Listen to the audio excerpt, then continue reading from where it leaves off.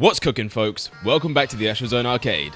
Man, it feels like it's been way too long since our last review, but I'm happy to report there's more coming very soon, starting with the one you're watching right now. So, ASTRO BOT.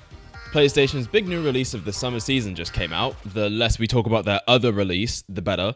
And it's been absolutely showered in praise. This actually surprised me a lot given the fact it's a non-Mario 3D platformer. Now, I did play the Astro's Playroom game that came pre-installed on the PS5, and I remember having a great time with it, but I don't think it got nearly this much adulation. In an era where we're seeing games come and go, trends being chased that already died out years ago, and studios shutting down left and right due to ballooning budgets and overblown sales expectations, it's refreshing to see a project that remembers games are supposed to be fun first and foremost. Even more refreshing to see a game like that perform well. As a big fan of platformers, how did I feel about it? Well, that's what I can only assume you clicked on this video for, so let's get into it. If you've seen my other reviews, you know the structure. If you don't, hi, welcome, hope you enjoy your stay. But we usually start off by talking about the story. There really isn't much of a story to speak of. It goes a little something like this though. Astro and his gang of 300 friends are taking a trip around the universe when they're suddenly attacked by this Ubisoft looking character. Is it Ubisoft or Ubisoft? I'll let you guys debate that in the comments.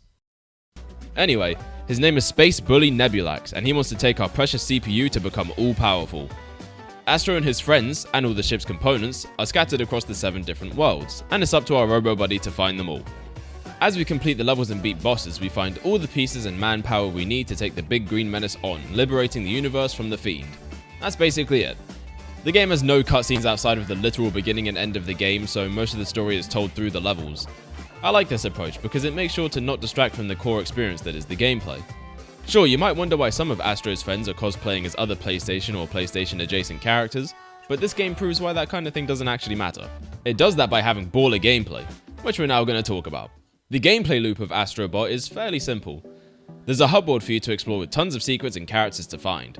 All the buddies you saved will also show up here, and you can even unlock little actions for them to do through the gacha lab.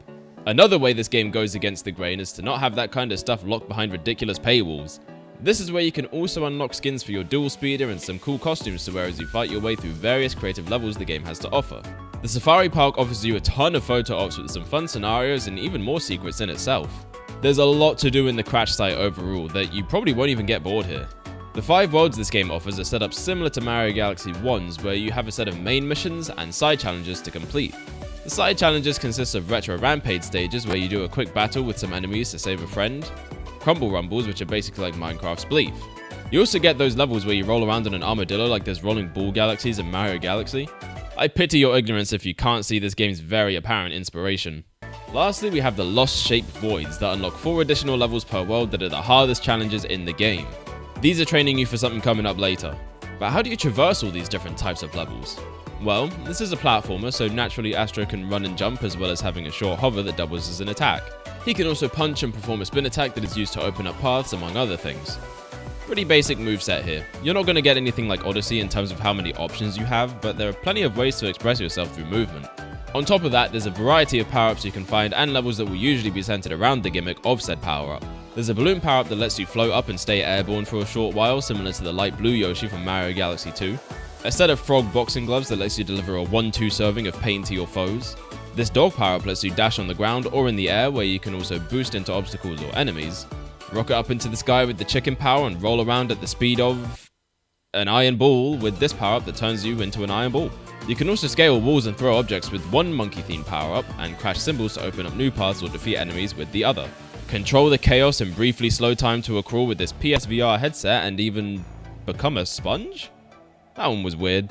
Shrink down but don't go quantum with the mouse power-up, and finally suck up different materials like honey, concrete or even ice with the elephant nozzle. That's a lot of abilities, and we technically haven't even covered all of them, but we'll get to that later. Within each level there are 2 collectibles to find, your friends and the puzzle pieces. You need a certain number of heads to finish the game, as in beat the final boss and get to the credits, which is also a stage, so make sure to pick up any castaways you find.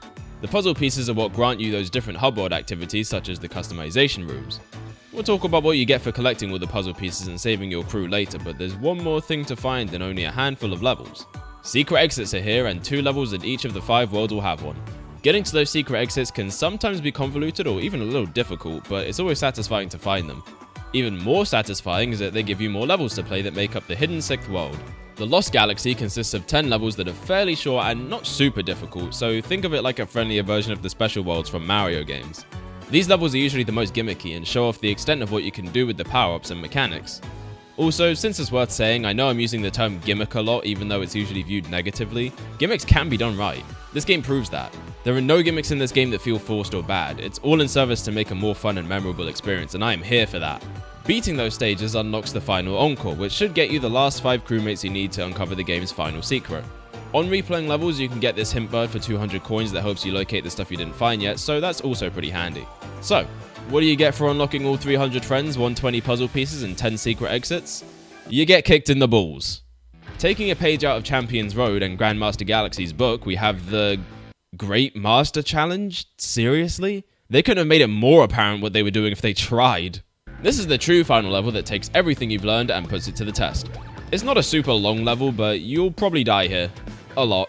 Beating it means you get Secret Friend 301, who you'll recognize as Chop Chop Master Onion from Parappa the Rapper. Oh, I guess that means it's time to talk about all the cameos in this game.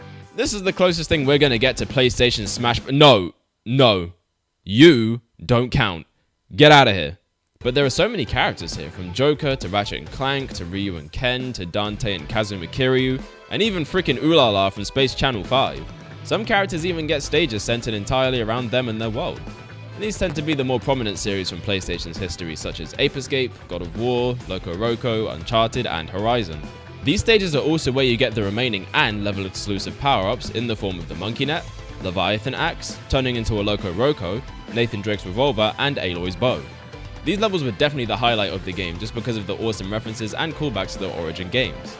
That being said, as someone who never owned a PlayStation system before the PS5, my familiarity with a lot of the characters here is next to nothing.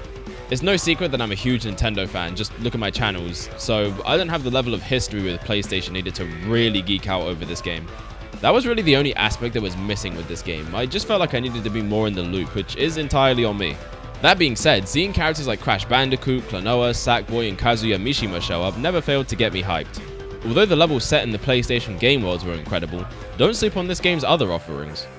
Some of my favourite levels were the one with that aforementioned sponge power-up, this really colourful and fun casino level with the slow-mo vision, and this level where the stage rotates depending on if it's day or night, where you also use the slow-mo vision. I just really like that power-up. Balloon Breeze and Danger Dojo were also amazing levels that even now I'm just itching to boot up the game to play. There's no shortage of fantastic content here that will keep you entertained for the 15 or so hours it takes to 100% complete the game. And there's not a single bad or even mediocre level here. They're all at least good, and that's a massive achievement. Some levels will actually have a mini-boss at the end of them that tends to be less difficult and faster to beat than the major ones. Captain Pincher and the Genie of the Lamp were really cool mini-boss fights that put your given power up to good use. And you even get to rematch the Genie with a harder fight later on. In terms of the big bosses, Lady Venomara was a fun but challenging one where you got to use the Rocket Chicken to give her a good bash to the chin, and even has a cool chase sequence for the final hit. Falcon McFly was also a great one, with you having to intensely battle atop the Winged Troublemaker using the Iron Ball power-up. My favourite boss has to be the fight against Space Bully Nebulax. You know, even his name sounds like something from a Ubisoft game. Anyway, this fight was awesome. Leading up to the battle, you get a 6 space shooter segment with some different sections focusing on each generation of PlayStation hardware and accessories. Then you fight the big man himself with this spinning wheel that cycles between the major power-ups of the game that you have to use to damage him in creative ways. All the bosses in this game are cleverly designed and provide a good challenge, which is actually something a lot of other 3D platformers could take note of. All in all, the gameplay of ASTRO BOT thrives on simplicity but feels incredibly rewarding to play. There's never a dull moment in any of the levels and plenty of reasons to go back. Okay, that was a big section of the video. Let's talk about the presentation a little bit. First, this game takes full advantage of the PS5's graphical capabilities, making for an absolutely stunning experience. Amazing visual effects all around and tons of visual charm. You can tell they had a lot of fun with some of these graphics. The animations are extremely polished and expressive despite pretty much every character being a robot. The sound design is just as crisp as the graphics, and it even stands out more to me because of the DualSense implementation. This was something present in Astro's Playroom, where sound effects and different types of vibrations would happen according to actions in the game. It just takes things that step further to really engross you in the feel of this game, and that's something I wish more games on this system took advantage of. And that soundtrack. I love me a good soundtrack when I'm practicing art or making videos like the one you're watching right now. So trust me when I say this OST delivers in many ways, whether it's musical references to other franchises, remix of themes from previous Astro games, or original songs. There are some bangers here.